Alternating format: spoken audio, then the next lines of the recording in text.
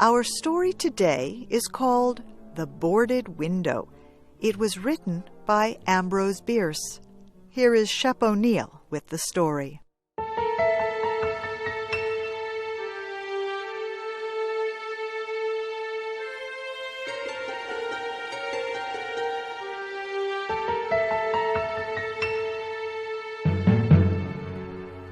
In 1830, only a few miles away from what is now the great city of Cincinnati, Ohio, lay a huge and almost endless forest. The area had a few settlements established by people of the frontier. Many of them had already left the area for settlements further to the west, but among those remaining was a man who had been one of the first people to arrive there. He lived alone, in a house of logs, surrounded on all sides by the great forest. He seemed a part of the darkness and silence of the forest, for no one had ever known him to smile or speak an unnecessary word. His simple needs were supplied by selling or trading the skins of wild animals in the town. His little log house had a single door. Directly opposite was a window. The window was boarded up. No one could remember a time when it was not, and no one knew why it had been closed. It surely was not because of the man's dislike of light and air. Sometimes he could be seen lying in the sun on his doorstep.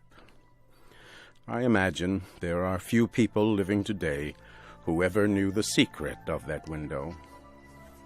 But I am one, as you shall see. The man's name was said to be Murlock. He appeared to be 70 years old, but he was really 50. Something other than years had been the cause of his aging. His hair and long, full beard were white. His gray, lifeless eyes were sunken. His face was wrinkled. He was tall and thin, with drooping shoulders, like someone with many problems. I never saw him. These details I learned from my grandfather. He told me the man's story when I was a boy. He had known him when living nearby in that early day. One day, Murlock was found in his cabin, dead. It was not a time and place for medical examiners and newspapers.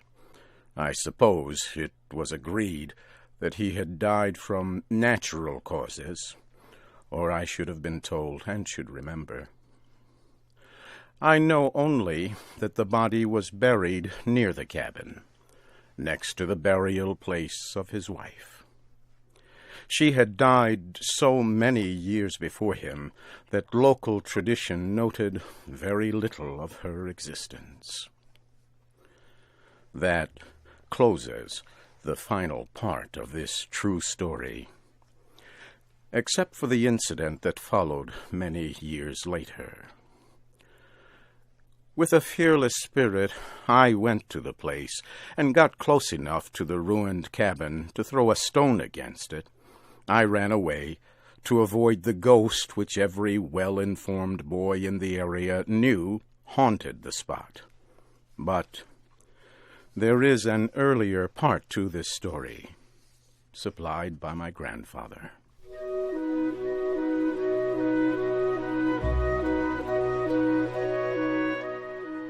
When Murlock built his cabin, he was young, strong, and full of hope.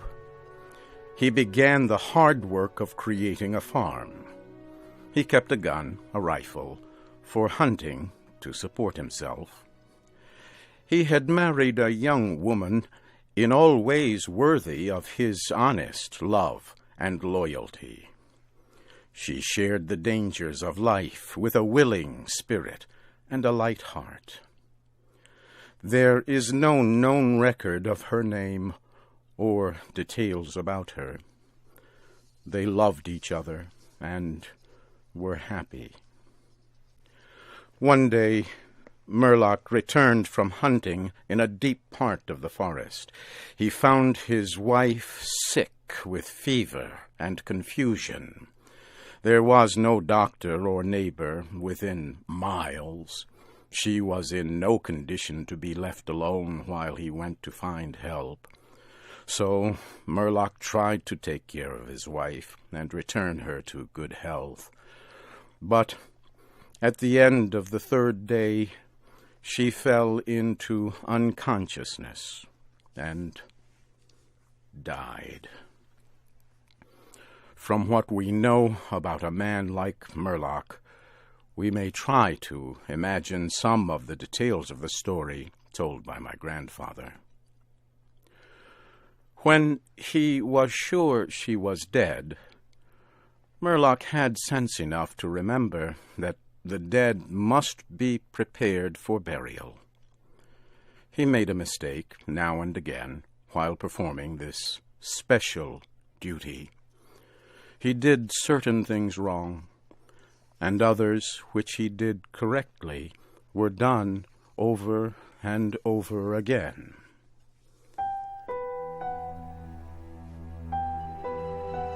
He was surprised that he did not cry, surprised and a little ashamed. Surely it is unkind not to cry for the dead.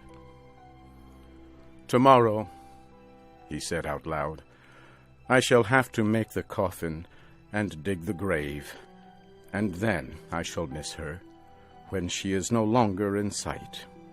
But now, she is dead, of course. But it is all right. It must be all right somehow. Things cannot be as bad as they seem." He stood over the body of his wife in the disappearing light. He fixed the hair and made finishing touches to the rest.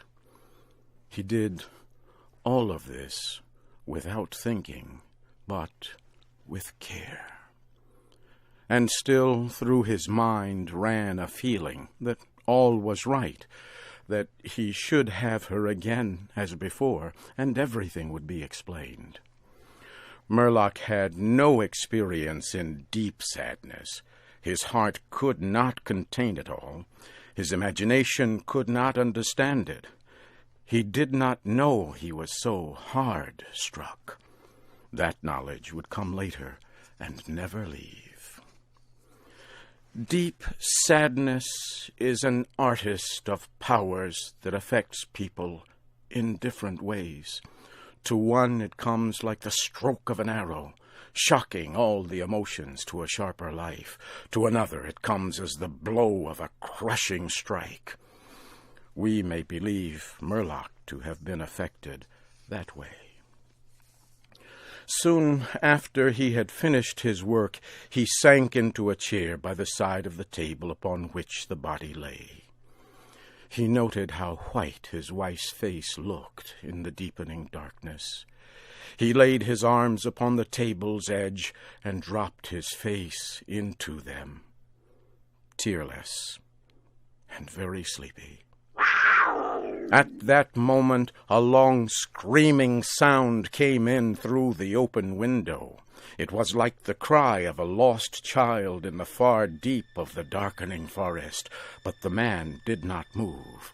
He heard that unearthly cry upon his failing sense, again and nearer than before.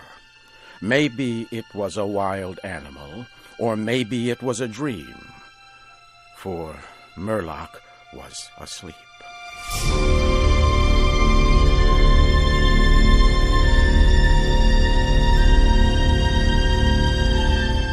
Some hours later, he awoke, lifted his head from his arms, and listened closely. He knew not why.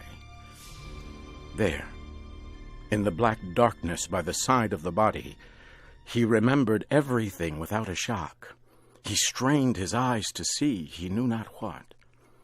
His senses were all alert. His breath was suspended. His blood was still as if to assist the silence. What had awakened him, and where was it? Suddenly the table shook under his arms. At the same time he heard, or imagined he heard, a light, soft step, and then another. The sounds were his bare feet walking upon the floor. He was afraid beyond the power to cry out or move. He waited, there in the darkness, through what seemed like centuries of such fear. Fear as one may know, but yet live to tell.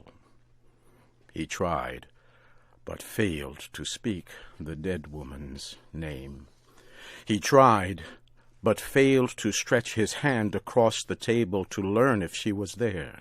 His throat was powerless. His arms and hands were like lead. Then something most frightful happened. It seemed as if a heavy body was thrown against the table with a force that pushed against his chest. At the same time, he heard and felt the fall of something upon the floor. It was so violent a crash that the whole house shook. A fight followed, and a confusion of sounds impossible to describe. Murlock had risen to his feet. Extreme fear had caused him to lose control of his senses. He threw his hands upon the table. Nothing was there. There is a point at which fear may turn to insanity, and insanity incites to action. With no definite plan, and acting like a madman, Murlock ran quickly to the wall. He seized his loaded rifle, and without aim, fired it. The flash from the rifle hit the room with a clear brightness. He saw a huge, fierce panther dragging the dead woman toward the window. The wild animal's teeth were fixed on her throat. Then there was darkness, blacker than before, and silence.